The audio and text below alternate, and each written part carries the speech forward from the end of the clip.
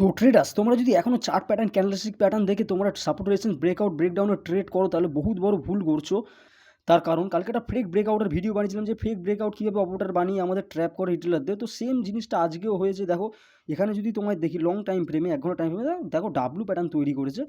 এবারে যদি short time ফ্রেমে চলে আসি, যেহেতু 5 টাইম ফ্রেমে সবাই ট্রেড করে, তো এখানে দেখো একটা ফেক ব্রেকআউট দিয়ে মার্কেট নিচে চলে এসেছে। তো এখানে দেখো প্রচুর রিজন আছে এখানে এন্ট্রি করার। তো প্রথম কথা, এখানে অনেকক্ষণ ধরে কনসোলিডেশন করেছে সকালে, তারপরে এটা লং টাইম ফ্রেমে একটা ডাব্লু প্যাটার্নের ব্রেকআউট হয়েছে। তো সমস্ত রিটেলার এই দেখে না এইসব জায়গায় এন্ট্রি করে দেবে, এসব জায়গায় এন্ট্রি করবে, সমস্ত স্টপ লস ক্রিয়েট হয়ে যাবে, তলায় সমস্ত স্টপ লস ক্রিয়েট হয়ে যাবে, যার ফলে মার্কেট উল্টো দিকে নিয়ে আসতে আর অপারেটরদের সুবিধা হয়।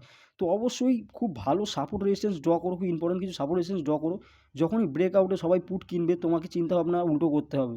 আর সেম সিচুয়েশন উপরের সাইডে, তো অবশ্যই ব্যাক টেস্ট করো, এটা 80 থেকে 90% মার্কেটে কাজ হয়। আর অপারেটর মাইন্ডসেট যদি না বুঝতে পারো, কোনোদিন মার্কেটে প্রফিট করতে পারবে না।